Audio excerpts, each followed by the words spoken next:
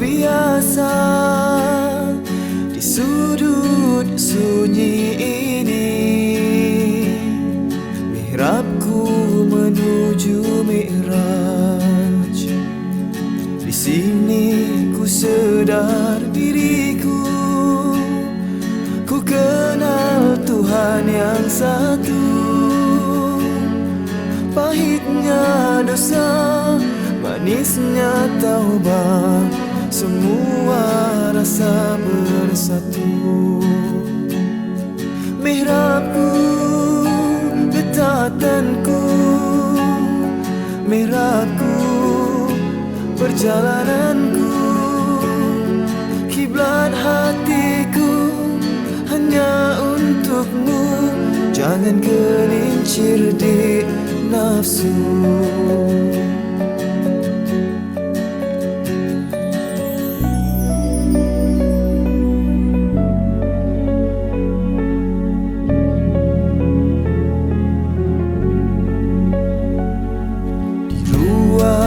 Kecil ini hatiku tenang luar biasa. Di sudut sunyi ini mihrabku menuju Mi'raj. Di sini ku sedar diriku, ku kenal Tuhan yang satu. Pahitnya dosa, manisnya taubat, semua rasa bersatu. Mihrabku, getatanku, mihrabku, perjalananku, kiblat hatiku hanya untukmu. Jangan gelincir di nafsu. Jauh sudah perjalananku, di mihrabku tersungkur syahdu. Jalan berliku ke lembah nafsu, hanya karena kau selamatkan aku.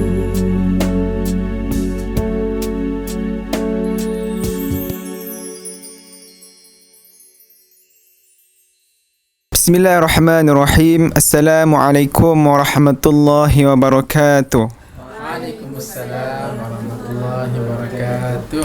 Okay, alhamdulillahirabbil alamin, wassalatu wassalamu ala asyrafil anbiya'i wal mursalin wa ala alihi wa sahbihi ajma'in. Rabbi shrah li sadri wa yassir li amri wahlul 'uqdatam min lisani yafqahu qawli. Alhamdulillah, bagi memberkati lagi perkongsian kita pada pagi yang mulia ini, marilah sama-sama kita membuka dengan Ummul Kitab Al-Fatihah. Bismillahirrahmanirrahim. Alhamdulillahirabbil alamin, arrahmanirrahim, maliki yaumiddin, iyyaka na'budu wa iyyaka nasta'in, ihdinas siratal mustaqim, siratal ladzina an'amta 'alaihim ghairil maghdubi 'alaihim waladdallin. Amin amin ya rabbal alamin. Jadi Umi Abi sihat ke? Okay, Alhamdulillah. Ni adik-adik abang semua sihat? Dia mat sihat, dia mat? Ha? Sihat, alhamdulillah. Kak Iman sihat? Sihat, alhamdulillah. Jadi insya-Allah kita berada di rancangan J2J ataupun nama penuhnya Jom to Jannah, dengan tajuk kita pada hari ini. Okey, apa tajuk dia? Our Ramadan Journey. Sempena dengan 1 Ramadan pada hari ini, dan jatuh pada Sayyidul Ayyam, hari yang sungguh mulia. Jadi insya-Allah sebelum kita pergi ke tajuk kita pada hari ini, iaitu Ramadan Our Journey, betul? Our Ramadan Journey. Ashraf tak nak ambil masa yang banyak. Ashraf serahkan terus kepada Umi yang tersayang untuk berkongsi kepada tuan-tuan dan puan-puan, dan juga khusus kepada kita semua. Hari ini special sikit sebab tak pernah pergi Jom to Jannah satu family. Tak pernah kan? Tak pernah. Okay. Ini khusus untuk bulan Ramadan, tak pernah. Okey. Silakan. Bismillahirrahmanirrahim. Assalamualaikum warahmatullahi wabarakatuh. Waalaikumsalam warahmatullahi wabarakatuh. Terima kasih kepada Abangah yang menjadi host pada pagi ini, yang Abi kasihi, Umi dan semua anak-anak Abi, dan seterusnya kepada tuan-tuan dan puan-puan penonton di luar sana yang beriman dan budiman. Kami doakan agar semua kita sehat afiat, melangkah pada satu Ramadan Al-Mubarak, jatuh pada Sayyidul Ayyam, penghulu bagi segala hari, namanya hari Jumaat. Masya Allah. Jadi air muka semua kena ceria kan? Ceria, sehat, afiat, Masya Allah. Jadi kita telah pun bertarawih malam tadi, dan Alhamdulillah dengan semangat tarawih itulah harapnya membekas nilai-nilai kebaikan, nilai-nilai pahala yang kita lama tunggu untuk bersimpuh di hadapan Allah Azza wa Jalla melalui qiyamul lail, tarawih, berzikir, berwirid yang tentunya tidak ada pada bulan-bulan yang lain. Jadi tajuk kita pada pagi ni Masya Allah agak special ni. Awal Ramadan jeni. Bahasa mudahnya ialah macam mana kita nak berehlah, kita nak berekspedisi, tetapi dalam environment, dalam suasana kita menyambut bulan Ramadan Al-Mubarak. Jadi Abi membuka bicara pada malam ni, pada pagi ni. Mungkin Umi ada nak sebut sepatah dua kata, silakan. Jadi perkara pertama yang Abi nak beri nasihat kepada anak-anak Abi dan kepada penonton di luar sana, Abi 2-3 hari lepas ada membaca satu buku motivasi, dan buku motivasi itu ada menyebut satu kata-kata hikmah yang berbunyi lebih kurang begini: kapal yang berlayar di lautan tanpa arah tuju, maka arah angin mana sekalipun tetap tidak bermanfaat. Nah, Kak Alang faham tak apa maksud tu? Cuba Kak Alang hurai sikit Alang. Apa yang Kak Alang faham? Dia nak salin bang. Ulang balik. Oh, nak salin. Okey. Kapal yang berlayar di lautan tanpa arah tuju, nak pergi ke kanan, ke kiri, ke depan, ke belakang, tak tahu ke mana, maka arah angin mana sekalipun yang datang tetap ia tak berguna bagi kapal tersebut. Okey Kak Lang, cuba Kak Lang explain sikit Kak Lang. Baik Kak Lang, sila Kak Lang. Bismillah dong. Salah jawab potong markah. Bismillahirrahmanirrahim. Mungkin kita bila nak buat sesuatu tu, kita perlu ada tujuan yang jelas dalam setiap amalan yang kita lakukan. Lagi-lagi bila masuk bulan Ramadan tu, kita perlu niat kita jelas lah, dan kita perlu kuatkan amal ibadat kita. Masya Allah. Okey, Abi rasa Umi terus boleh explain Masya apa Allah. dia yang dimaksudkan dengan bicara tadi ya. Silakan Umi. Okeylah, Masya Allah, cantik sekali hikmah tu ya, anak-anak, tuan-tuan dan puan-puan sekalian. Hikmah tu memang cantik. Sebenarnya Abi dah share dengan Umi hikmah tu lebih awal, sebelum Abi share dengan anak-anak semua ya, sebelum share dengan tuan-puan, iaitu satu kapal. Cuba bayangkan ya, kita kuatkan kita punya daya imajinasi. Bayangkan saja sebuah kapal yang besar ya, nak agak-agak nak guna kapal mana ni? Yang terbayang sekarang kapal apa? Titanic ke? Kita bayangkan sebuah kapal yang berlayar, tapi kapal tu tak tahu tujuan mana. Seluas-luas lautan itu, ya, tapi kapal ni tak tahu sebenarnya nak ke mana. Ya, nak ke pelabuhan mana, nak ke negara mana. Ketika itu tak kiralah arah angin datang daripada utara ke, arah angin datang daripada depan ke, angin datang daripada belakang ke, semuanya tidak akan memberikan sebarang petunjuk dan manfaat kepada kapal tadi.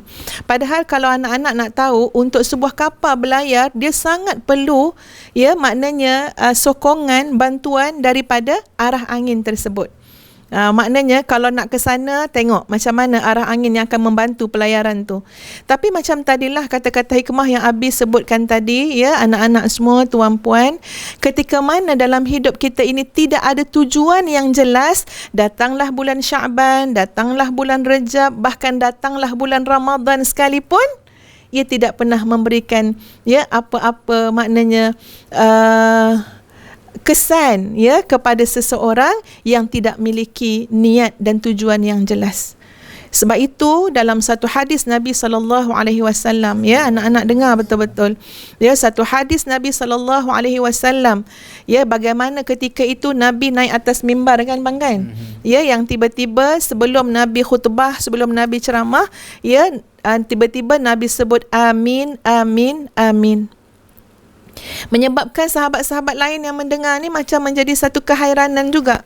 Ya, Nabi tak ada doa apa-apa, Nabi tak ada cakap apa-apa, tiba-tiba Nabi kata amin, amin, amin. Apa makna amin?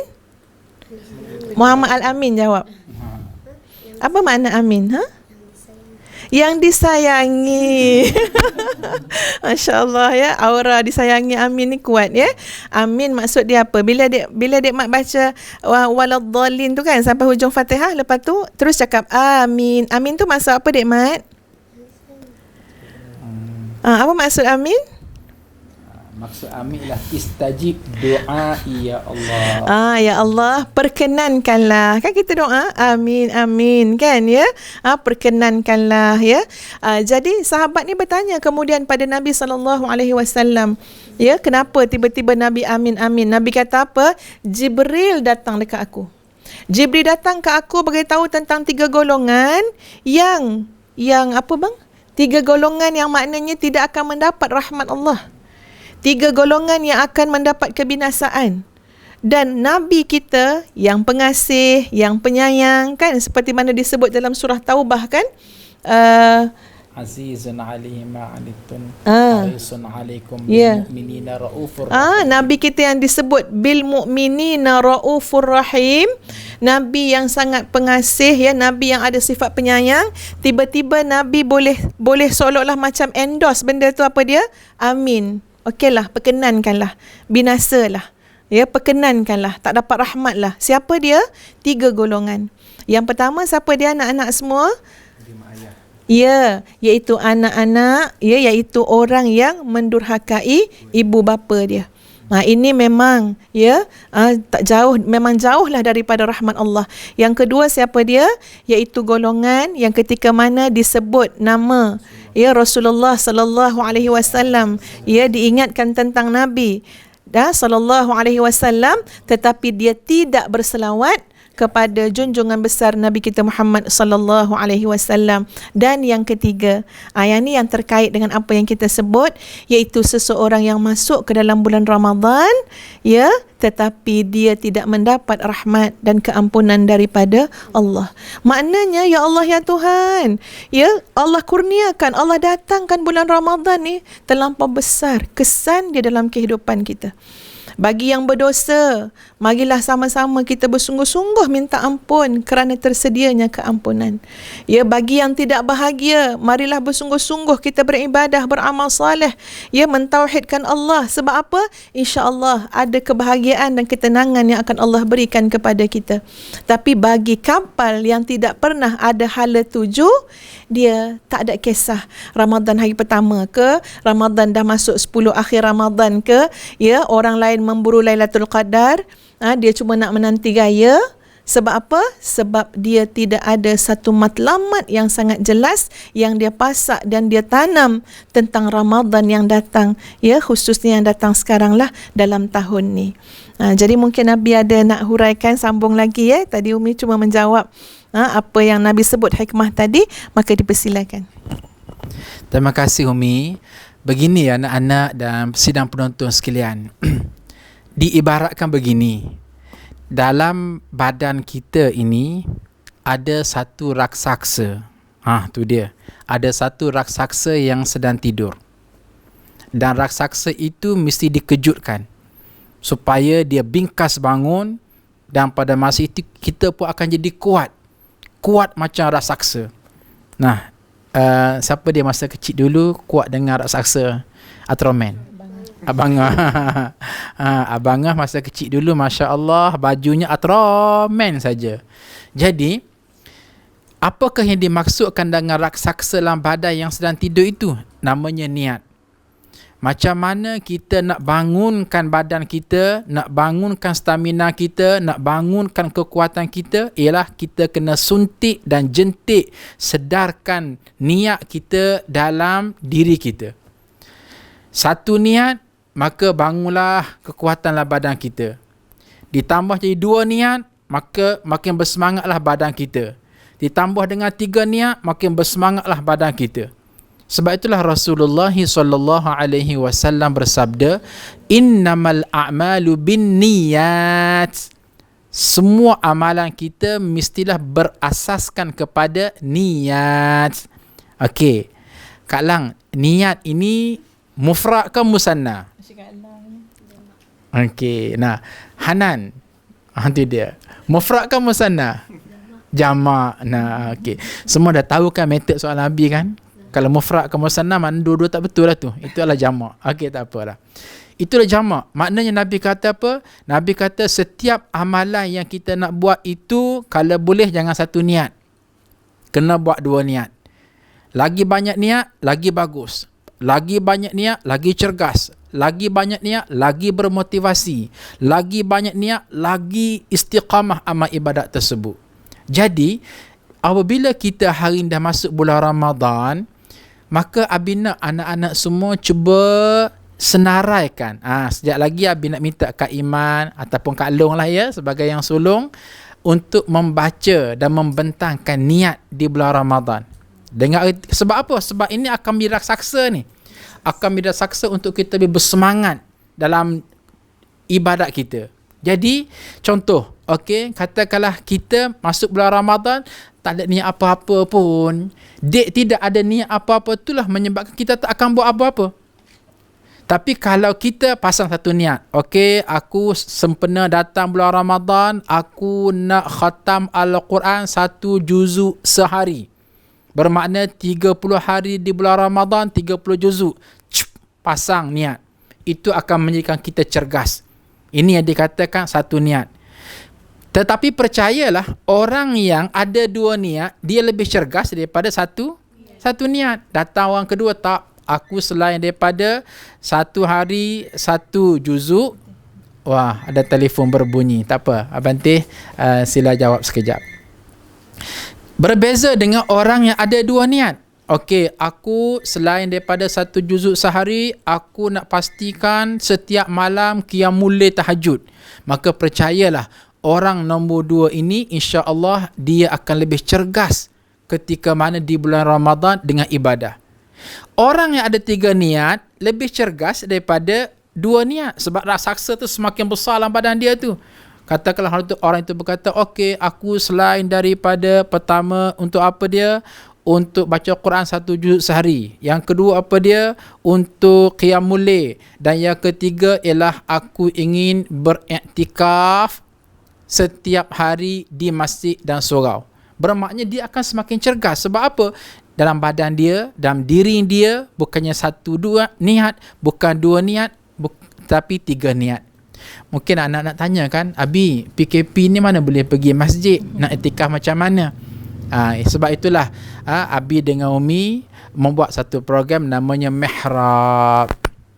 Mihrab ni bahasa mudahnya ialah di rumah kita cuba gazetkan, kita cuba posisi satu ruang yang sangat established untuk kita berkhalwah, untuk kita bersendirian, untuk kita bertafakur, untuk kita bertaubat, untuk kita berzikir, duduk, dan kita jadikan dia tempat yang munasabah. Hiaskan elok-elok, kapet yang tebal-tebal sikit, letakkan Al-Quran di sekelilingnya, ada tasbih, Masya Allah. Itu adalah alternatif tu. Kak Ana faham kan? Okey. Boleh tak Hana cuba bentang? Kak Alun dulu. Masya Allah, lupa. Kak Alun dulu. Ini dianggap sebagai jenis kita ni, pengembaraan. Kita berbicara tentang the miracle of niat. Bakalah apa sepakat lo? Hana. Okey, sementara Kak Long Nak fikirkan dulu Kak Long Okey. Anak-anak semua, Abi, sahabat-sahabat yang dikasihi sekalian, memang niat yang paling besar yang harus ada pada kita semua itu tidak dapat ditolak lagi kan Nabi kan, bahawa niat kita adalah untuk mencari keredaan Allah.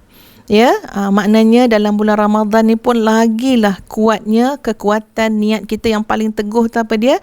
Nak mencari keredaan Allah.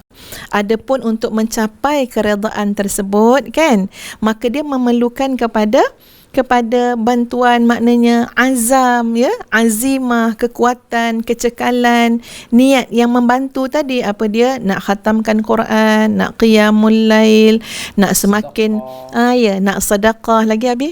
Ya, nak berbakti pada mak ayah, nak mudahkan urusan Umi dengan Abi contohnya, ya, nak macam-macam lah.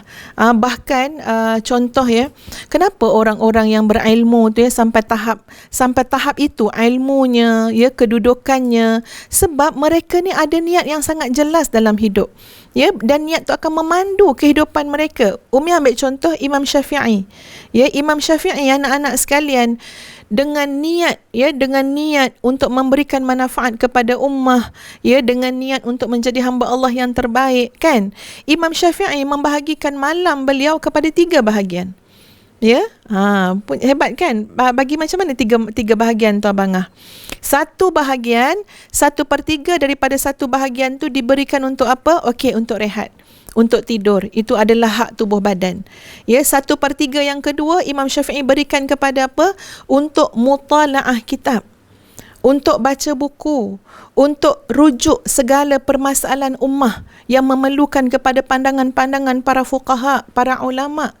Bangkit Imam Syafi'i untuk menyelesaikan masalah ummah tersebut. Ya, sebab tu kita yang berpegang dengan mazhab Syafi'i kan, ya, dimudahkan dah, tengok je lah apa pandangan dalam mazhab Syafi'i. Yang membuat observasinya Imam Syafi'i, yang merujuk kitab, tengok pada Quran kan bang kan, ya, tengok pada hadis Nabi apa semua, ini Imam Syafi'i. Ya, bayangkan besarnya nama itu, besarnya jasa Imam Syafi'i kepada seluruh masyarakat sampai ke hari ini. Itu adalah 1/3 kedua yang Imam Syafi'i bagikan. Dan 1/3 yang terakhir apa pula? Itulah waktu tahajudnya, itulah waktu baca Qurannya, itulah waktu zikir, khalwah, munajat dengan Allah. Jelas, perjalanan tu jelas. Kenapa? Sebab kat dalam ni ada kecergasan niat pelbagai dalam kerangka untuk mencari keredaan Allah Azza wa Jalla. Jadi anak-anak Umi, termasuk tuan-puan semua, ya, termasuk kami berdua juga, lain macam, luar biasa kita pada bulan Ramadan ni jadi cergas. Betul tak Abi? Lain macam cergas. Tengok bayang, ini Umi bayang-bayang je lah, sebagai seorang ibu ni suka bayang-bayang. Ya, suka membayangkan kalaulah pukul 4 pagi Umi buka pintu bilik Umi, kan depan tu kan kita buat macam musalla kan, ya, macam mihrab kita. Umi buka pintu bilik Umi, tiba-tiba Umi tengok anak Umi yang namanya Nawar Huzaifah sedang sujud kepada Allah. Ni Umi berangan ni. Ya, sedang sujud kepada Allah. Umi akan terfikir, kok mana ni anak aku cergas lagu ni. Ya, sampai pukul 4 pagi dia dah bangun, dah tahajud. Lepas tu Umi tengok pula belakang tiang tu, ada seorang lagi, Nur Iman Sofia. Ya, sedang solat juga. Nampak tak? Yang membangkitkan siapa? Bukan Umi yang pergi kejut-kejut. Dia tak jadi anak-anak semua kalau setiap hari Umi nak kejut, Abi nak kejut.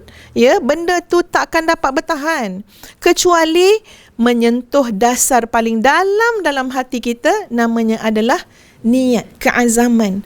Sebab itu antara teknik, ya, tuan-puan sekalian, nak kejut anak solat subuh, ya, pagi-pagi ni, yang boleh Umi kongsikan, ialah malam-malam tu kita bertanya pada anak tu. Ini pun dah lama dah Umi tak buat kan, ya, alhamdulillah taklah susah sangat nak bangun kan, ya.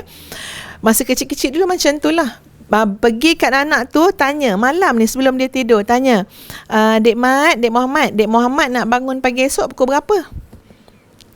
Cuba jawab. Contohlah Umi tanya Dek Mat ni malam, ya, sebelum tidur kan, Dek Mat pagi esok nak bangun subuh pukul berapa? 4:30 Masya Allah. Okey, Dek Umat telah bagi jawapan pukul 4.30. Mungkin ni semangat luar biasa Ramadan ni. Masya Allah, amin. Ya, Dek Umat kata nak bangun 4.30. Masa Dek Mat jawab nak bangun 4.30 tu agak-agak sebenarnya Umi tanya soalan tadi, Umi nak menyentuh apa sebenarnya? Umi nak menyentuh niat yang ada dalam hati dia. Jangan Umi yang cakap, Dek Mat bangunlah awal solat subuh, Dek Mat bangunlah pukul 5.30 solat subuh, dapat juga 2 ataupun 4 rakaat tahajud. Itu macam gesaan niat Umi nak sampaikan pada anak tu. Umi yang berniat nak miliki anak macam tu. Tapi anak tu belum tentu memiliki niat yang demikian. Sebab tu tanya, elok tanya, okey Kak Lang, esok pagi 2 Ramadan nak bangun pagi pukul berapa? Kak Lang akan dapat menjawab sesuai dengan apa yang Kak Lang inginkan. Itu boleh menjentik tu, nak korek yang cerita niat ni biar datang daripada kesedaran sendiri. Jadi bila Kak Lang yang jawab, bila anak-anak Umi yang jawab, insya-Allah Umi esok nak bangun pukul 5, Umi tinggal aminkan je. Amin, amin. Yassarallah umurana, semoga Allah mempermudahkan urusan kita. Sebab nak menyentuh, Abi nak mic dah ke? Sebab nak menyentuh part niat ni, ini bukan mudah tuan-tuan dan puan-puan sekalian. Nak beri sampai kita ada kesedaran, sampai kita ada kecekalan dan keazaman dalam diri kita sendiri, ini memerlukan satu perjuangan untuk menyedarkan keluarga kita dan diri kita sendiri supaya kita tahu jangan terluput segala manfaat dan kesempatan yang Allah datangkan hanya kerana kita tidak pernah ada arah untuk dituju, kembali seperti mana kapal yang berlayar di tengah lautan tanpa arah yang jelas, apa pun arah angin tidak pernah memberi manfaat kepadanya. Okey Abi. Terima kasih pada semua anak-anak Abi dan tuan-puan sekalian. Baik ya, Abi nak tanya soalan. Kalaulah kita ni tidak ada niat untuk solat tarawih malam nanti, agak-agak kita akan buat tak solat tarawih tu? Hanan, agak-agak Hanan akan solat tak tarawih kalau Hanan memang tidak ada niat pun nak solat tarawih? Tak akan buat. Bagaimana nak beritahu niat ni merupakan enjin yang paling fundamental, paling asas.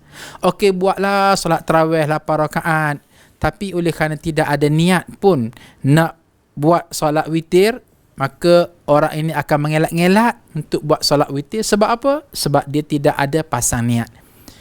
Jadi nak beritahu bagaimana pentingnya niat. Tetapi ni kita bercakap ni awal Ramadan jenis kan, perjalanan, rehlah, ekspedisi, maka kita letak landasan dia namanya niat. Ini adalah stesen pertama untuk kita departure perjalanan kita. Satu. Yang kedua, tunggu lagi ialah biarpun kita kata niat itu hebat, tapi niat itu tak akan luncur ke hadapan kalau tidak ada mujahadah. Niat je nak qiyamul lail 40 tahun, tapi tak pernah bangun qiyamul lail, maka tak ke mana-mana juga. Itu sebab ulama rangkaikan niat-niat juga, tapi kena tambah nilai untuk menjadikan awal jenis Ramadan ataupun awal jenis ibadah kita dengan mujahadah. Mujahadah itulah kita mesti buat sesuatu untuk mencapai matlamat yang kita niatkan, untuk kita mencapaikan tujuan yang kita sasarkan. Contohnya begini ya. Baik, Abi cuba baca sepotong hadis Nabi. Qala Rasulullah sallallahu alaihi wasallam, man arada an yaquma bil lail faghalabathu an-naum hatta yusbih fakataballahu ma nawa wa inna ma ala firashih. Bermaksud, barang sesiapa yang berniat, tengok bagaimana disasarkan niat. Sesiapa yang berniat untuk bangun qiyamul lail tahajud, kemudian dia pun tidur faghalabathu an-naum hatta yusbih, bangun tengok jam, dah pukul 6.30, tahajud pun tidak ada, qiyamul lail pun tidak ada. Tapi oleh kerana dia ni ada niat tadi, Masya Allah, apa Nabi kata? Fakataballahu ma nawa wa inna ma'ala firashih. Allah subhanahu wa ta'ala beri kepadanya pahala solat tahajud, biarpun hakikat sebenar dia sedang tidur atas katil. Contoh kita kata, Kak Iman, niat aku ni pagi esok nak bangun seawal 4 pagi, kemudian nak tahajud, nak solat tahajud, nak solat tasbih, nak solat taubat, nak zikir munajat sampailah pukul 6. 2 jam tu. Tiba-tiba Kak Iman tidur. Bangun-bangun pukul 6.30.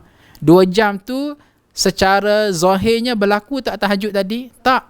Tetapi Allah Azza wa Jalla, Nabi sebut, sesuka Allah. Allah akan beri pahala 2 jam yang Kak Iman niat tu.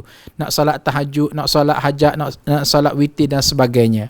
Nak beritahu pertama sekali, hadis ini memberi pengajaran kepada kita bagaimana besarnya niat yang dalam diri kita. Tetapi ulama tetap menegaskan, jangan hanya berpada dengan niat saja. Nanti orang salah faham. Oh, kalau macam tu kita niat je ustaz kita niat je habis nak bangun tahajud tapi tak pernah bangun tahajud pun. Maka akhir sekali ulama letakkan syarat. Apa syaratnya? Mestilah ada mujahadah. Mujahadah maksud macam mana? Katakanlah Kak Iman perasan, Kak Iman ni kalau tidur separuh mati orang kata. Contoh. Nah, tidur separuh mati namanya tidur Ashabul Kahfi. Tidur tak bangun-bangun. Contoh. Jadi, dah tahu dah tidur separuh mati, niat tu bagus nak tahajud, maka kena ada mujahadah. Apa mujahadah dia? Exactly. Nah, beli jam loceng, letak kat telinga. Dah beli habis 1 tapi tak dengar juga. Beli 2 bangah. 2 pun tak cukup juga, beli 3. Biar bergegar rumah bunyi tu pukul 4 pagi. Oh, dah beli secukup rasa tapi tak juga dengar. Itu ma'fu anhu, itu dia maafkan. Setelah mana berlakunya mujahadah. Jadi di sini pun sama juga. Di saat kita bercakap tentang awal jenis Ramadan, betul, niat sangat signifikan untuk memacu jenis kita. Tapi stesen pertama. Stesen keduanya mujahadah. Jadi nak tak nak, sebarang bentuk rintangan kita kena hapuskan. Mengantuknya nak solat tarawih, maklum sajalah, makan banyak buka puasa. Kita kena mujahadah. Kita kena lawan. Lawan, tetap lawan. Wah, macam bunyi bahasa takbir. Nah, kita kena lawan. Betul kan Kak Hanan? Okey, aku niat sepanjang bulan Ramadan nak baca Quran 1 juz sehari. Tiba-tiba ditimpa perasaan malasnya. Mujahadah. Apa dia? Celak juga mata. Mujahadah. Kena berjalan sambil baca Quran. Tapi kalau kita layan je, ngantuk, tapi tak apa, niat nak baca Quran dah dapat. Jangan.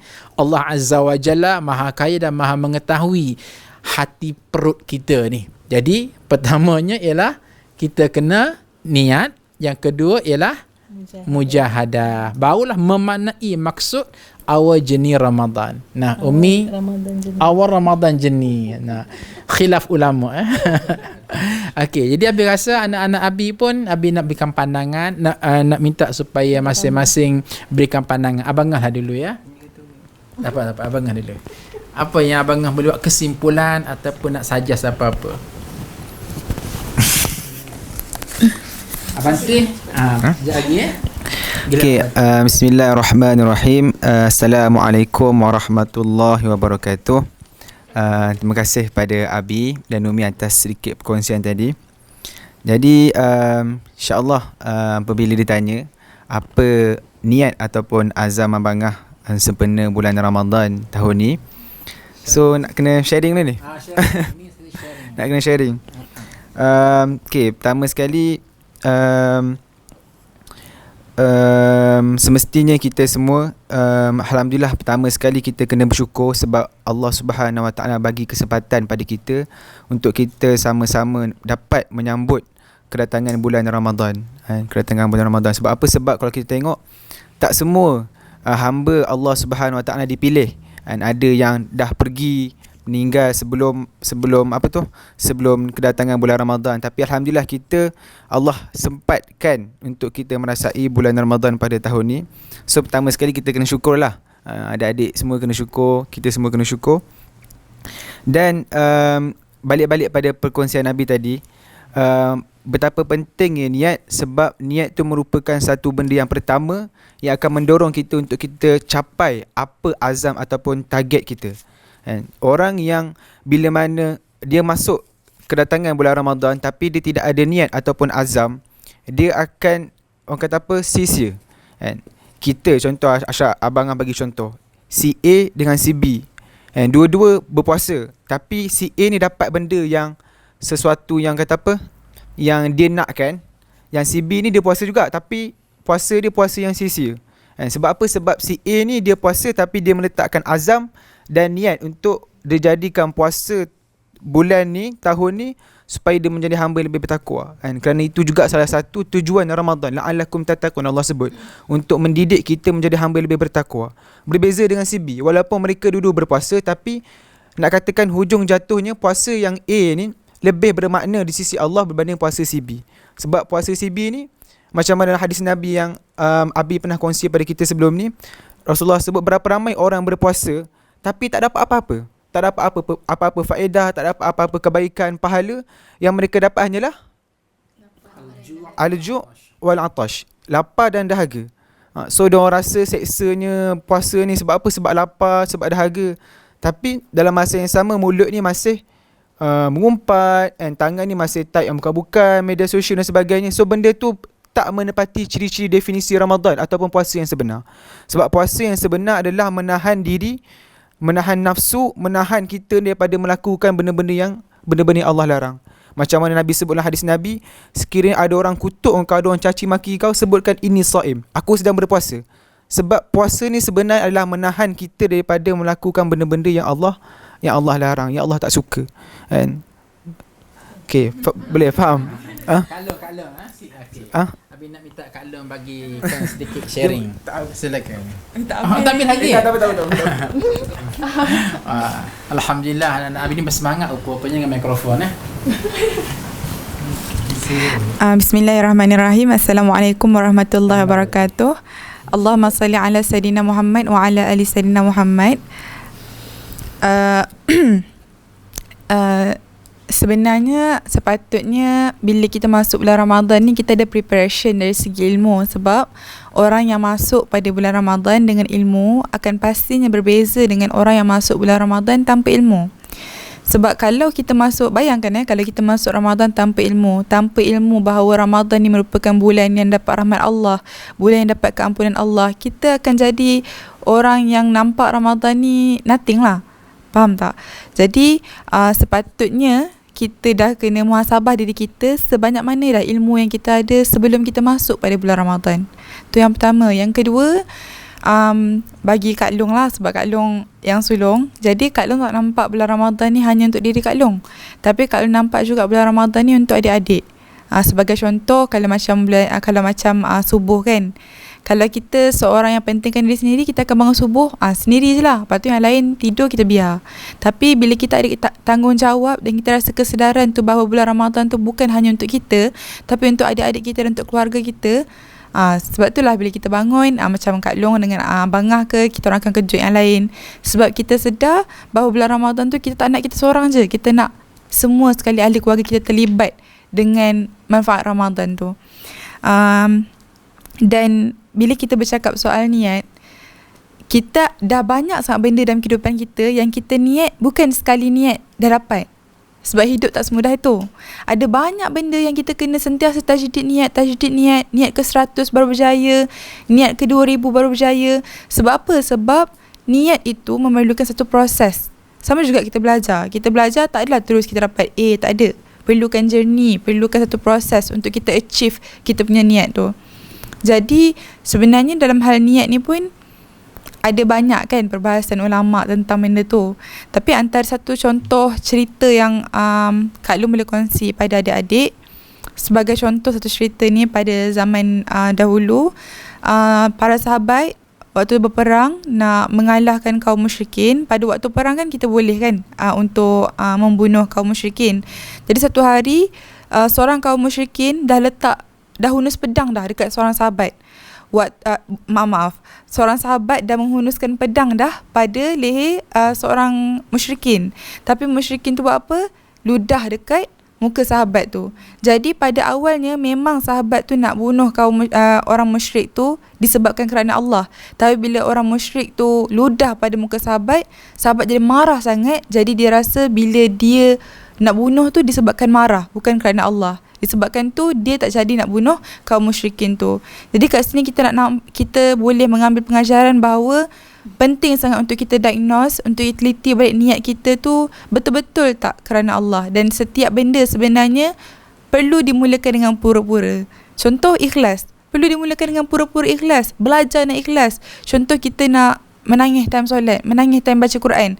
Dia tak ada tiba-tiba waliullah nak turun menangis, tak ada. Sebab kita manusia biasa kan, perlu pada peringkat pura-pura dulu, usaha dulu. Lama-lama insya-Allah bila Allah nampak usaha kita tu dah banyak, Allah akan bagi kita sebetul-betul niat yang kerana Allah. Allah je tahu. Bahasa Arab disebut mujamalah.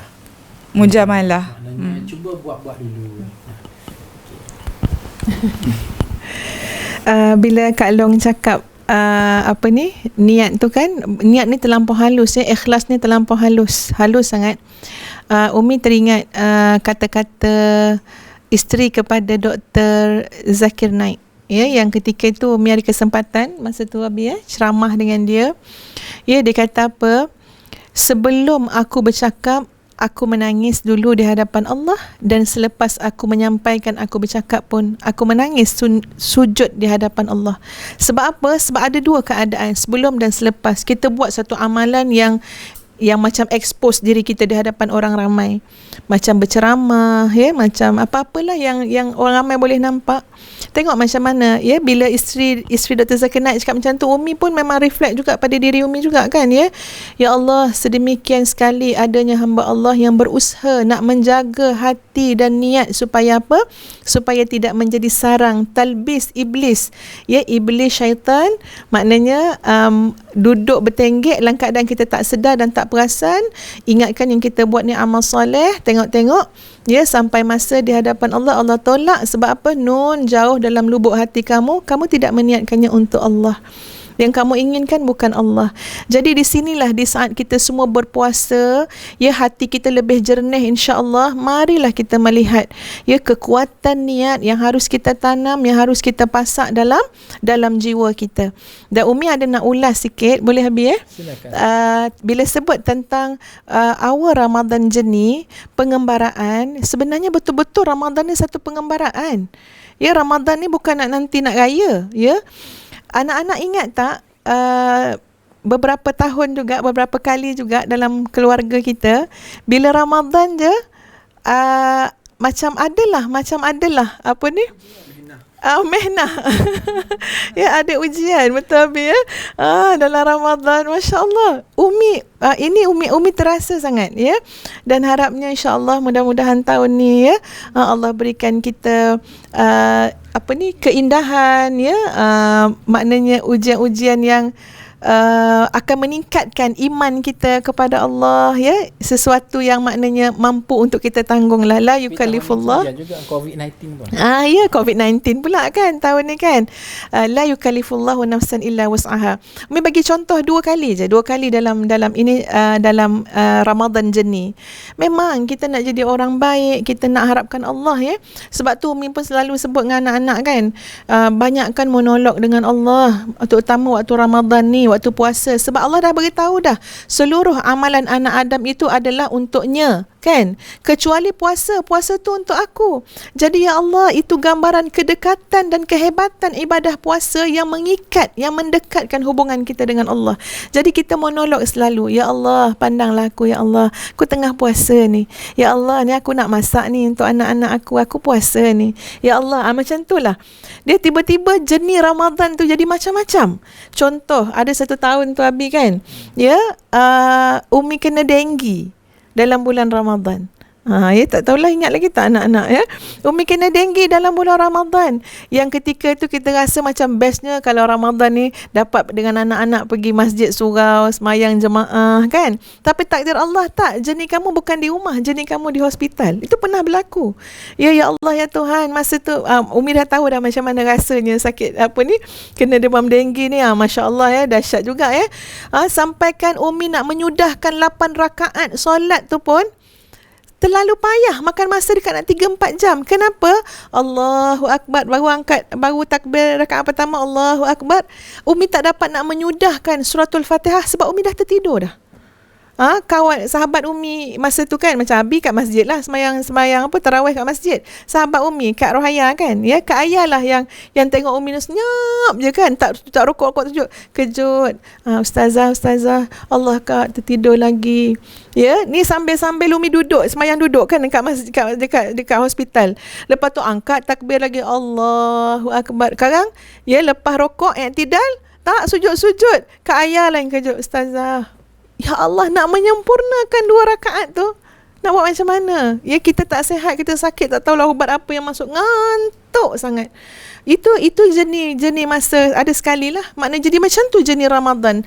Dia bukan soal lahir yang berlaku dalam hidup kita. Macam-macam boleh berlaku, tapi jiwa. Dia sampai merintih, wahai Allah, bagilah aku peluang ya Allah semayang tarawih 2 rakaat. Bagilah aku segar ya Allah dapat buat tarawih 2 rakaat. Tu Umi terasa. Lepas tu ada sekali tu Umi minta izin dengan Nabi, bang, bagilah bang nak apa ni? Nak umrah, nak Ramadan. Ingat tak bang nak Ramadan dekat Mekah. Minta izin dengan Nabi sebab Umi akan tinggalkan Nabi dengan anak-anak. Bagilah bang peluang nak Ramadan dekat dekat Mekah. Alhamdulillah Habib bagi izin. Abi ke yang sponsor masa tu? Abi siap sponsor Umi pergi umrah ya Ramadan kat sana. Umi pergi tu dengan bawa mahram lah, sebab Abi tak boleh pergi, bawa Pak Teh, bawa abang Umi kan. Lepas tu dengan kawan, dengan kakak kan. Masa tu kami memikirkan keindahan. Sahabat Umi tu kata, samalah dengan Umi kata, bestnya kita ni nak dengar 30 juzuk ni dekat Masjidil Haram, nak solat tarawih. Bestnya dek, kita nak tawaf, nak sa'i, nak buat umrah dalam keadaan kita puasa. Tapi ketentuan Allah tak demikian.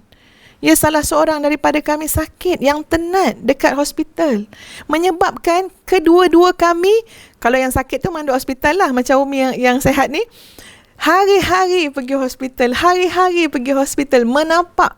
Sebab apa? Teksi tak nak berhenti dekat Masjidil Haram. Teksi berhenti jauh, kena panjat bukit, turun pula, baru jumpa Masjidil Haram. Menapak seorang-seorang.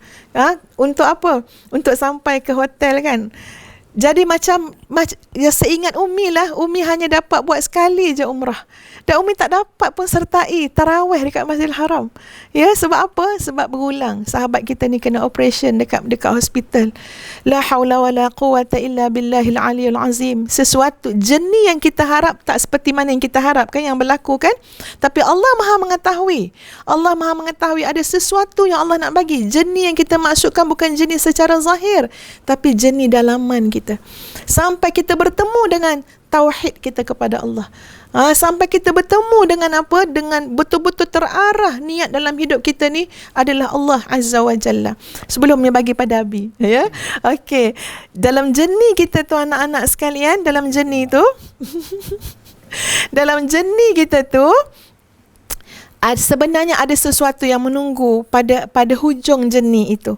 Pengembaraan itu, ekspedisi itu. Apa dia? Ada 2 kegembiraan. Yang disebut dalam hadis Nabi SAW, bagi orang yang berpuasa ada 2 kegembiraan. Kegembiraan yang pertama adalah saat dia berbuka puasa. Gembira tak Dek Mat? Bila kita dah puasa, lepas tu kita berbuka. Kalau kata puasa hilang senyum sikit kan. Tapi bila dah buka puasa tu senyum kan ya. Dah okey kan. Kegembiraan yang pertama adalah saat kita berbuka puasa. Kenapa? Sebab, cuba anak-anak bayang sebab nanti kita nak relate dengan kegembiraan yang kedua. Masa kita puasa, ya, kita berjuang, kita mujahadah, kita berniat tadi ya. Lepas tu datang bisikan hawa nafsu apa semua, kita lawan sampai kita berjaya untuk buka puasa pada waktu yang ditetapkan tadi. Dan kegembiraan yang kedua adalah kegembiraan ketika bertemu dengan Allah Azza wa Jalla. Diumpamakan anak-anak sekalian, ya, waktu subuh, waktu fajar kita mula berniat tu, itu macam waktu kita lahir. Dan waktu buka puasa, waktu terbenam matahari, itu macam hari kita mati. Demikianlah perjuangan mujahadah kita, perjuangan kita untuk niat yang benar kerana Allah tadi. Berlakulah perjuangan mujahadah tadi selama hidup di antara lahir dengan mati. Dan bayangkan gembiranya bila kita berjaya, bila kita menang, bila kita dapat rahmat Allah, keampunan Allah. Masa itu kita tak sabar nak bertemu dengan Allah. Maka itulah kegembiraan yang kedua, kegembiraan kegembiraan kita bertemu dengan Allah. Ini pengembaraan, ini jeni yang meletakkan kegembiraan untuk bertemu dengan Allah sebagai apa dia? Sebagai stesen yang akhir ya bang itu stesen akhir tu, Masya Allah, dapat bertemu Allah, dapat melihat wajah Allah. Wallahu a'lam. Anak-anak semua faham tak? Okey, Abang Tih ada sebut apa-apa tak? Okey, silakan Abang Tih. Masya Allah.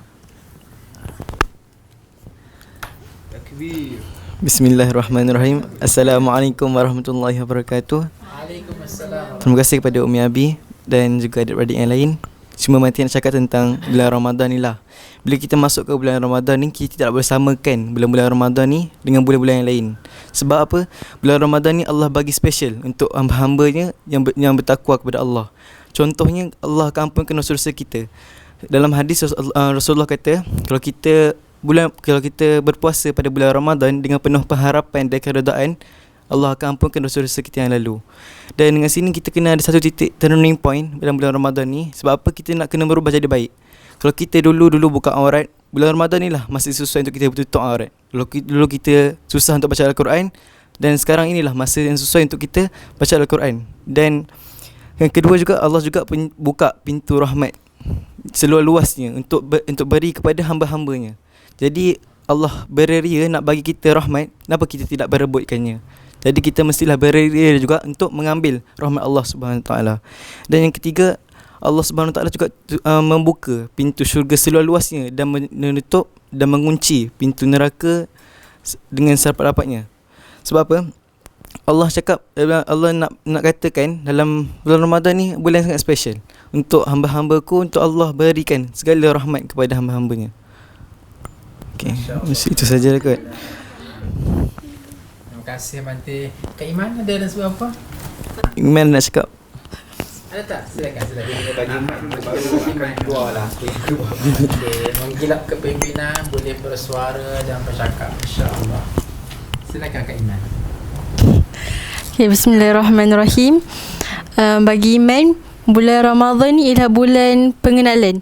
Maksudnya bulan kita kenal diri kita sendiri. Sebab kalau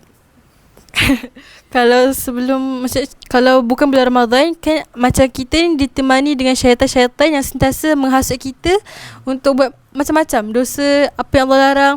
Tapi waktu bulan Ramadan ni waktu yang mana Allah ikat semua syaitan dalam neraka kan. Jadi kat situ tinggal kita dengan nafsu kita je. Jadi kita berperang dengan nafsu kita. Jadi bulan Ramadan lah kita kenal diri kita. Macam mana? Macam tu lah. Jadi bagi Imam, bulan Ramadan ni bulan kita berperang dengan nafsu, dengan berperang sesungguh-sungguhnya. Jadi manfaatkanlah bulan Ramadan ni, lawanlah nafsu tu. Okay, terima kasih Iman. Okay, kita kembalikan pada Bismillah. Tak nak macam nak je lah. Nak tutup lah? Oh, belum lagi. Sikit lagi.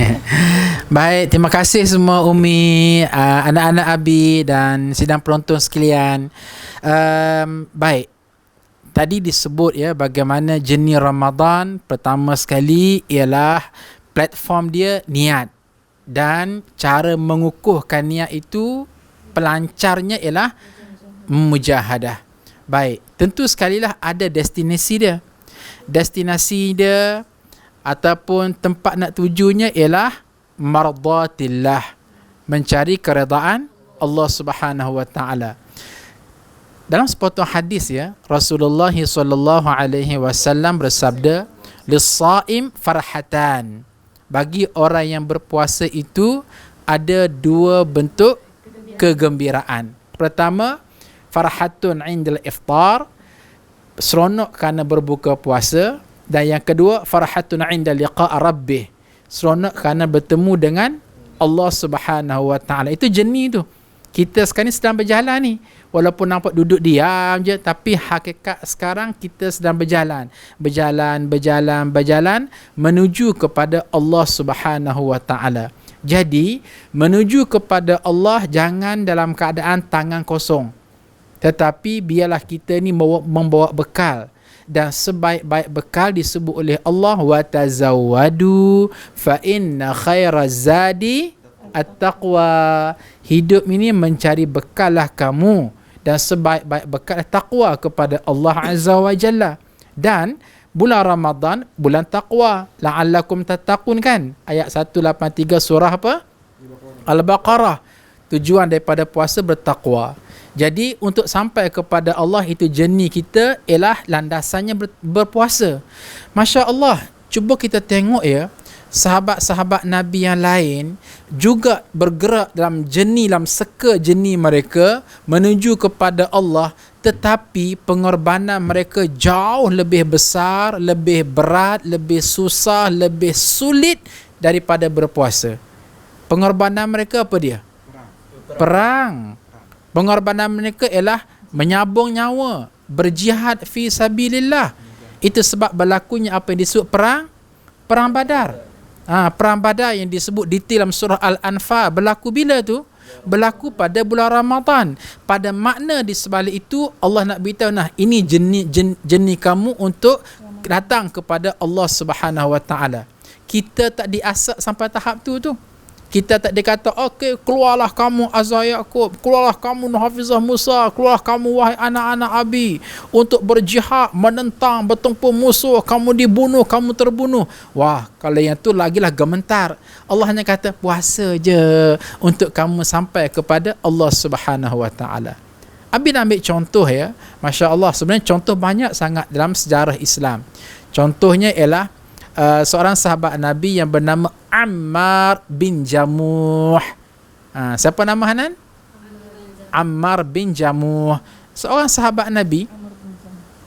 Jadi bagaimana Ammar bin Jamuh, beliau ni ketika mana di perang Badar, ketika mana semua sahabat-sahabat lain pergi terlibat dalam perang Badar, maka Ammar bin Jamuh jumpa dengan Nabi, ya Rasulullah, aku ni ghibtah, cemburu sangat-sangat untuk pergi ke perang Badar. Tapi Nabi tak izin. Sebab apa? Sebab Ammar bin Jamuh ni ialah kudung. Tak, kamu tinggal sajalah kat rumah. Okey, Ammar bin Jamuh pun dalam keadaan sugul pulalah ke rumah. Kenapa dia nak sangat tu berperang? Sebab inilah jenis dia untuk bertemu dengan Allah, dengan harapan dia mati syahid. Okey, habis perang Badar di 2 Ramadan di tahun yang kedua Hijrah, masuk tahun yang ketiga Hijrah, datang lagi perang Uhud.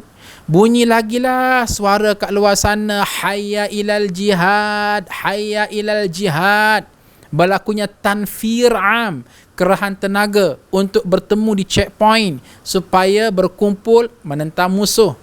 Sekali lagi lah Ammar bin Jamuh jumpa dengan Nabi, ya Rasulullah sallallahu alaihi wasallam, tak kala tahun ni pun kamu tak beri juga, dalam tahun lepas kamu tak beri. Jadi Nabi pandang atas pandang bawah dan kata, okey, tak apalah. Nabi tanya, apa yang kamu boleh buat dalam keadaan kamu kudung? Tak apa, letak aku di barisan hadapan. Lagi Nabi tak faham. Buat apa barisan hadapan? Aku nak takbir sekuat-kuatnya, memberikan semangat kepada semua sahabat-sahabat yang lain. Jadi akhir sekali ya, dengan ketidakupayaan Ammar bin Jamuh, ringkas ceritanya ialah terbunuh dan mati syahid di medan peperangan Uhud. Perang Uhud, Abangah Bantih, tahun yang keberapa? Tahun yang ketiga Hijrah. Baik. Jadi yang menariknya apa dia? Masya Allah, ketika nak dialihkan jenazah untuk dikumpulkan di suatu tempat, maka sahabat-sahabat Nabi pun tertengoklah, oh ini mayat Ammar bin Jamuh, ambillah mayat ini, letak atas unta. Pada masa unta sedang duduk, tiba-tiba unta tak nak bangun. Puas dipukul belakang unta, psh, psh, psh, tak nak bangun. Tapi unta tu buat je, relax, tak nak bangun. Akhir sekali sahabat pergi jumpa dengan Nabi, ya Rasulullah, kenapa ni unta ni degil, tak nak angkat badan mayat Ammar bin Jamuh ni? Nabi kata, jawapan tu ada pada isteri Ummu Ammar bin Jamuh. Okey, pergilah cari isteri dan jumpalah. Akhir sekali, ni kenapa ni mayat suami kamu ni unta tak nak angkat? Apakah apa-apa yang disebut oleh suami kamu? Akhir sekali kata dengan isteri Ammar bin Jamuh, dia kata begini, seingat aku ada satu wasiat yang disampaikan oleh suami aku. Apa dia? Iaitu dia pesan, kalaulah aku ditakdirkan meninggal dunia di medan perang, maka tolong selenggarakan jenazah aku ni segera. Tanam segera di mana tempat aku mati. Jangan lewat-lewatkan. Aku pun tanya, kenapa wahai suamiku? Agak-agak apa jawapan dia, Bangah? Masya Allah, itu jawapannya.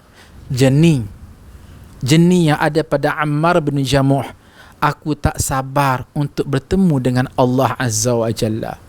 Jangan lewat-lewatkan selenggara tasyi'ul janazah. Jangan lewat-lewat menyelenggarakan jenazah aku. Sebab aku tak sabar-sabar untuk jenih aku dengan Allah Azza wa Jalla. Maka Nabi yang mendengar jawapan itu kata, itulah dia punca kenapakah unta itu tak nak bangun.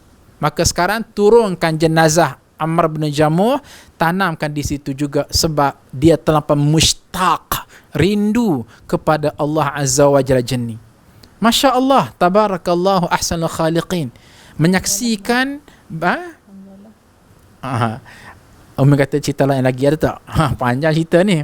Jadi nak beritahu bagaimana, Masya Allah, bagaimana sahabat-sahabat Nabi demi nak mendapatkan jenih bertemu dengan Allah menyabur nyawa. Kita ni Allah tahu mungkin ada di kalangan kita yang tak mampu, yang penakut. Kalau berani pun tidak ada ruang di medan jihad nak berperang. Maka Allah bagi alternatif. Allah semacam kata, beginilah wahai kamu rakyat Malaysia, kamu tidak ada medan untuk berperang, kamu pun mungkin nampak takut berani, maka aku berilah ringan sikit daripada berjihad melawan musuh, berperang di medan perang. Namanya apa dia, alternatif dia? Sungguh-sungguh puasa. Jauh lebih ringan. Jadi kalau kita tambah lagi, nampak sangatlah kita ni jenis manusia tolak tuah. Jadi janganlah sampai ke peringkat kita berada pada tahap itu. Umi bisik pada Abi, kalau boleh bawa satu cerita lain lagi. Okey. Nak dengar lagi tak cerita lain? Okey. Ada satu lagi cerita, namanya Hanzalah bin Abi Amir. Hanzalah bin Abi Amir juga di medan peperangan Uhud. Jadi Hanzalah ni ialah sahabat Nabi. Ringkas ceritanya baru kahwin, malamnya Yaumul Asal. Okey, malam berbulan madu. Okey, tengah dia berbulan madu malamnya, tiba-tiba sekali lagi datang panggilan jihad. Hayya ilal jihad, hayya ilal jihad. Maka bagaimana Hanzalah segera tinggalkan isteri dia, bergegas keluar daripada rumah, involve ataupun terus bersama dengan sahabat-sahabat pergi ke medan Uhud, berjuang di medan Uhud, akhir sekali mati syahid di sana. Baik. Bila mati syahid, tibalah masa nak tanamkan jenazah. Tiba-tiba sahabat-sahabat tengok pada badan Hanzalah ni basah kuyup. Ini pelik ni. Pelik pertama, tidak ada sesiapa yang memandikan jenazah Hanzalah. Yang kedua, orang mati syahid tak perlu dimandikan. Tanam macam tu saja sebab akan bisa saksi darah-darahnya.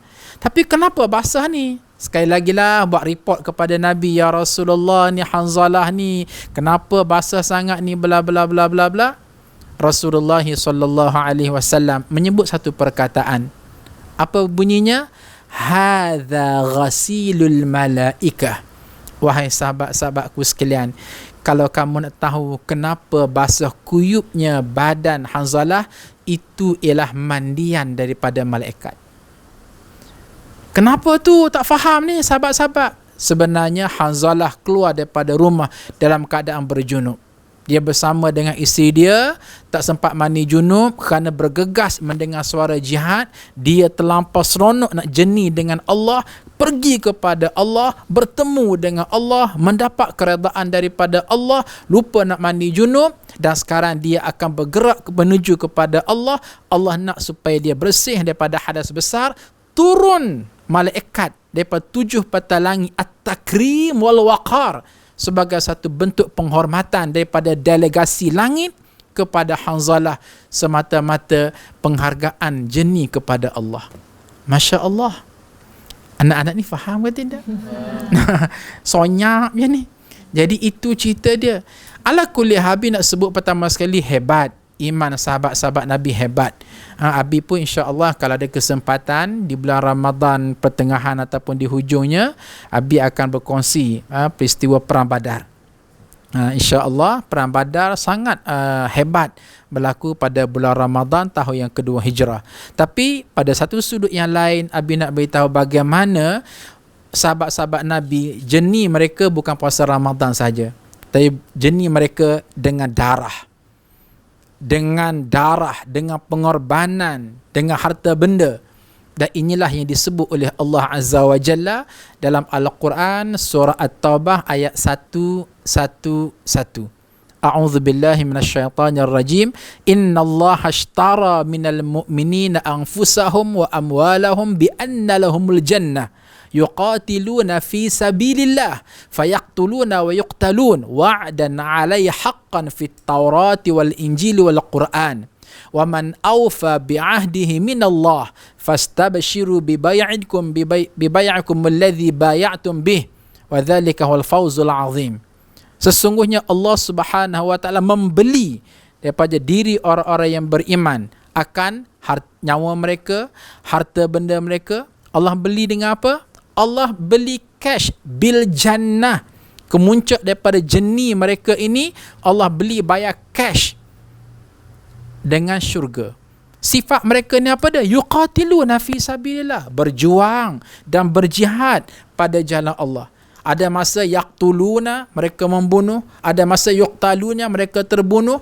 Dan siapakah yang lebih benar janjinya, lebih selain daripada Allah Azza wa Jalla? Maka inilah dia janji yang terdapat pada Taurat, pada Injil, pada Al-Quranul Karim. Jadi Masya Allah, jadi janganlah kita malas, kita lesu, kita tak bermaya, kita long lie nak puasa, long lie nak baca Quran, long lie nak qiyamul lail, long lie nak tahajud, long lie nak amal ma'ruf nahi munkar, long lie nak berjihad. Sedangkan Allah semacam dah kata, datanglah kepada aku nak beri syurga kepada kamu. Ini kemuncak kepada jenis di bulan Ramadan. Jadi Abi nampak kat luar pun macam dah nak hujan. Dah hujan. Jadi Abi rasa Abi nak bagi pada Umi untuk gulung dan menutup bicara kita pada pagi ini ya. Baik, terima kasih Abi, seluruh penonton yang budiman. Sebagai yang terakhir daripada Ustazah, daripada kami tuan-puan sekalian, tadi yang pertama stationnya niat, yang kedua mujahadah, yang ketiga adalah ta'awun, tolong menolong. Ya, sebab ini adalah jenis kita bersama, pengembaraan kita bersama. Umi masih ingat lagi ada satu Ramadan tu, tapi tak ingat tahun bila lah. Ya, mungkin 2-3 tahun lepas ya. Pada malam pertama, maknanya esok baru start puasa. Malam yang pertama tu, lepas solat Isyak, lepas solat Maghrib ya, Abi ajak semua pergi ke tahfiz. Ke tahfiz untuk solat tarawih. Tapi malam tu Umi sebenarnya kepenatan sangat sebab siang tu Umi kerja apa semua kan. Jadi macam Umi rasa macam tak apalah, Umi nak tarawih seorang-seorang je kat rumah kan. Mula-mula Abi yang cakap, Abi kata jom kita semua pergi tahfiz untuk solat tarawih jamaah kat sana. Dengan Abi bila Umi cakap rasa macam penat lah bang. Lepas tu Abi kata okay, take your time. Ya, maknanya Abi tak paksa Umi ya. Jadi kat situ selamatlah sikit. Tapi kan lepas tu seorang-seorang anak-anak masuk. Umi tak pergi Umi cuma geleng kepala macam tu lah. Dah semua tinggalkan Umi. Tapi ada seorang anak Umi, iaitu Kak Long. Ingat ke tak Kak Long? Kak Long tak ingat dah cerita ni ya. Kak Long masa tu Kak Long tinjau Umi dalam bilik. Kak Long kata Umi tak siap lagi. Umi pun kata Umi tak pergi Kak Long. Lepas tu Kak Long terus kata tak boleh, Umi kena pergi. Lepas tu Umi kata Umi tak pergi. Abi pun tak kisah Umi tak pergi. Tak boleh Umi, perjuangan kita baru bermula. Takkan Umi dah kalah dah. Kak Long tegas ya. Kak Long kata Umi, perjuangan kita baru bermula. Takkan Umi dah kalah dah. Tapi Umi rasa macam terpukul sangat dengan apa yang Kak Long cakap. Lepas tu Kak Long datangkan semua benda yang Umi perlukan. Umi ingat lagi. Tudung Umi, stokin Umi. Dah Umi jangan bagi alasan. Umi pakai. Apa lagi Umi nak? Waktu tu kan Umi macam tak ada apa, macam tak ada alasan dah kan. Semua dah didekatkan depan Umi. Kan Umi pun pakai. Ya, lepas tu Umi pun bersama dengan Kak Long pergilah dekat apa? Dekat tahfiz masa tu. Ya Allah ya Tuhan, bila sampai dekat tahfiz sama-sama jemaah ya dengan pelajar tahfiz, dengan guru-guru tahfiz, dengar anak-anak tahfiz menjadi imam. Waktu tu Umi kata apa? Ya Allah ya Tuhan, syukur ya Allah. Kau izinkan aku untuk berada di tengah-tengah masyarakat ataupun di tengah-tengah pelajar-pelajar yang memberikan hidup mereka untuk Al-Quran. Ya, kau bagi aku berada dalam rahmat engkau, bahkan dalam rahmat yang bersama-sama dengan pelajar-pelajar tahfiz yang pagi petang siang malam baca Quran. Aku berada di atas tanah, di atas bumi yang terbangunnya bangunan wakaf ummah. Bayangkan ya anak-anak tuan puan sekalian, masa tu memang menangislah. Dia kata apa, ya Allah, kalaulah kudrat aku tak sampai, kalaulah daya aku tak sampai. Tadi aku dah malas dah nak datang, nak sembahyang seorang-seorang kat rumah. Tapi alhamdulillah Allah jadikan wasilah ta'awun. Ada orang yang tolong bantu kita, ada orang yang kerjasama. Nampak Umi lemah semangat, kuatkan semangat Umi. Umi nampak anak-anak lemah semangat, berikan nasihat dan sebagainya. Demikianlah jenis kita anak-anak semua, tuan-tuan dan puan-puan sekalian, kita bergotong royong. Seperti mana kita ingin masuk syurga bersama dengan keluarga kita, maka jangan pernah jemu ya untuk memberikan nasihat, teguran, ajakan ya. Apa bang bimbingan dan sebagainya, supaya kita dapat melangkah bersama-sama ke dalam syurga Allah, syurga Firdaus insya-Allah. Amin amin ya rabbal alamin. Jadi Umi mengucapkan jutaan terima kasih kepada seluruh penonton yang budiman. Maafkanlah kami, salah silap kami.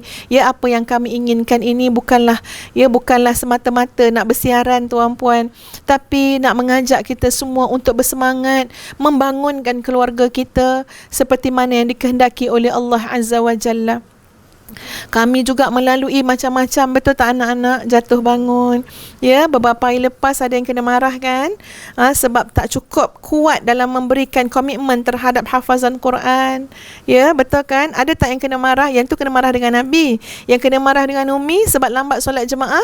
Ada tak yang kena jerit? Ada. Macam-macam proses tuan puan yang kami lalui untuk membangunkan keluarga ini, dan demikianlah jenis yang sama yang akan kita lalui sampailah kita bertemu dengan Allah Azza wa Jalla. Astaghfirullahalazim. Istighfar semua. Astaghfirullahalazim, astaghfirullahalazim, astaghfirullahalazim. Li wa lakum. Assalamualaikum warahmatullahi wabarakatuh. Sepatah dua ayat lagi daripada Ustaz.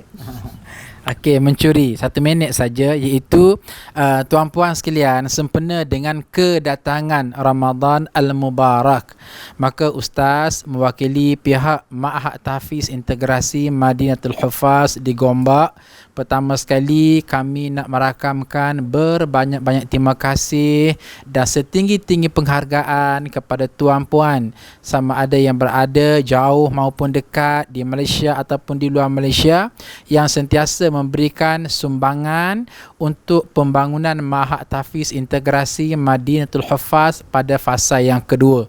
Jadi buat masa sekarang ini pembangunan masih lagi sedang berlaku dan dana masih lagi belum mencukupi untuk tujuan tersebut. Ada yang bertanya sejauh manakah kemajuan dia. Pertama sekali ialah tanah pembangunannya sekitar kurang lebih hampir 1 ekar yang akan didirikan sepenuhnya 4 tingkat bangunan yang menjadikan dia sebagai kompleks Ma'had Tahfiz Integrasi Madinatul Hufaz. Kelak insya-Allah boleh memuatkan seramai lebih kurang 400 orang pelajar lengkap dengan asrama insya-Allah. Jadi akan bergabung dengan yang sedia ada fasa pertama 170 orang, jadi menjadikan jumlahnya ialah 570 dan insya-Allah mencecah sehingga 600 orang dengan izin Allah Azza wa Jalla.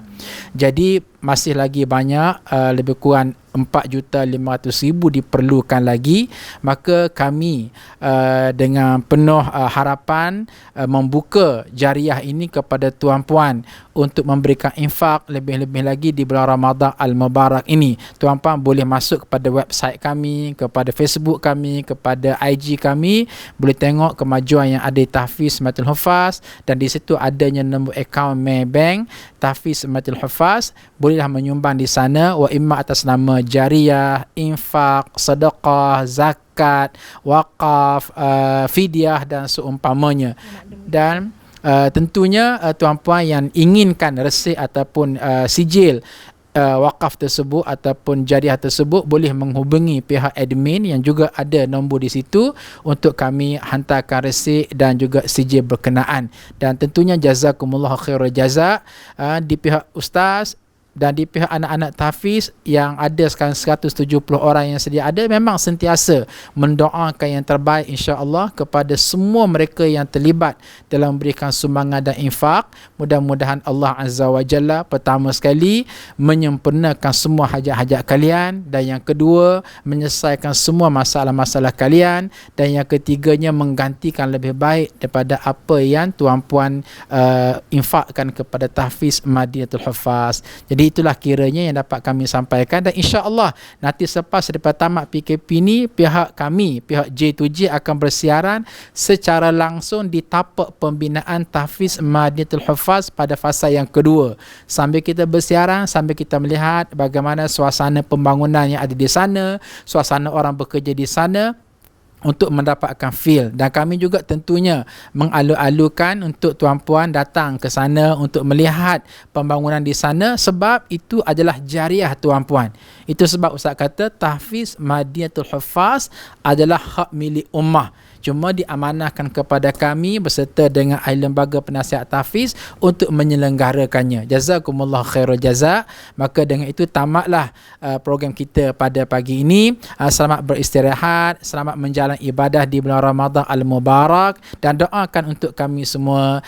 Sekian, jazakumullah khairul jazak. Assalamualaikum warahmatullahi wabarakatuh. Assalamualaikum warahmatullahi wabarakatuh. Tuan-puan yang dirahmati Allah sekalian, alhamdulillah pembangunan Ma'had Tahfiz Integrasi Madinatul Hufaz fasa kedua mulai dibina, yang akan menelan kos sebanyak 8.4 juta di Gombak. Maka Ustaz mewakili warga Tahfiz, pihak pengurusan Tahfiz, mengalu-alukan sumbangan daripada tuan-puan untuk tujuan tersebut. Sekian, terima kasih. Assalamualaikum warahmatullahi wabarakatuh. Ustazah mengalu-alukan ya tuan-puan untuk sebarang bentuk sumbangan, doa ya, dan juga sokongan, motivasi, semangat semualah untuk kami. Dan terima kasih semua ya, jazakallah khairan katsiran.